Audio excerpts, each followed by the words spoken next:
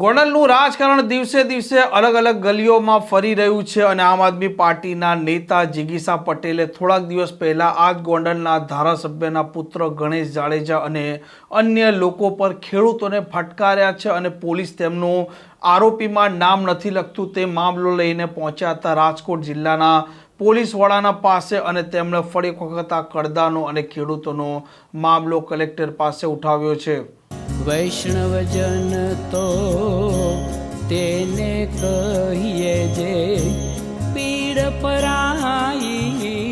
જાનાને રે।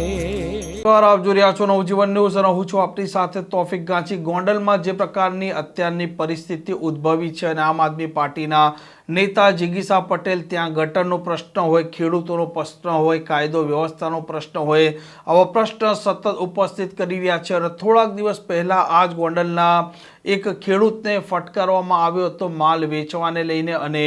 રાજકોટ જિલ્લાના પોલીસ વડા પાસે પહોંચ્યા હતા આમ આદમી પાર્ટીના નેતા જિગીશા પટેલ અને તેમણે ગોંડલના ધારાસભ્યના પુત્ર ગણેશ જાડેજા અને અન્ય એક વ્યક્તિ પર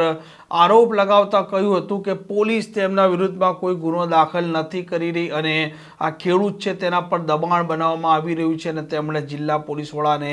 રજૂઆત પણ કરી હતી અને ફરી એક વખત તેમણે આ ખેડૂતો સાથે જે કડદો થઈ રહ્યો છે તે મામલો ઉઠાવ્યો છે અને આ મામલે કલેક્ટરને પણ મળ્યા છે અને પ્રતિક્રિયા પણ આપી છે। સહકારી જે મંડળીઓ છે જ્યાં ટેકાના ભાવે મગફળીની ખરીદી થાય છે ત્યાં સરકારના પરિપત્ર પ્રમાણે 35 કિલો 800 ગ્રામ મગફળી બારદાન સાથે લેવાની છે,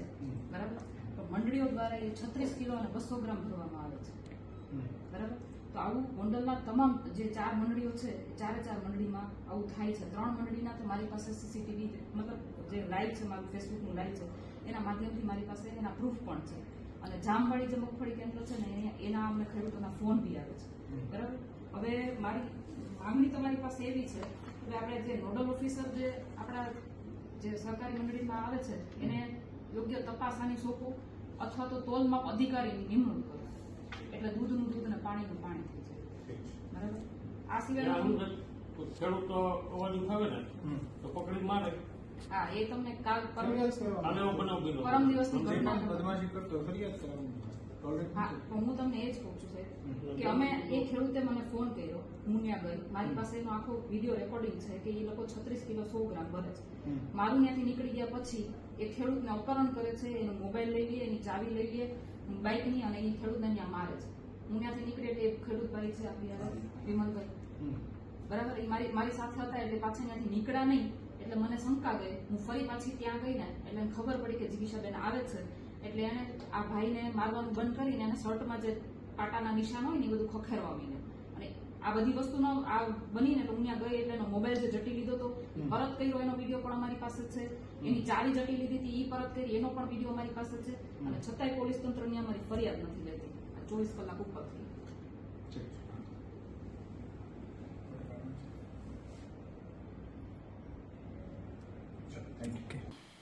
આ પ્રકારના સમાચાર પ્રકારના અહેવાલ માટે નવજીવન ન્યૂઝની આ ચેનલને લાઇક, શેર અને સબસ્ક્રાઇબ કરવાનું ભૂલતા નહીં। નમસ્કાર।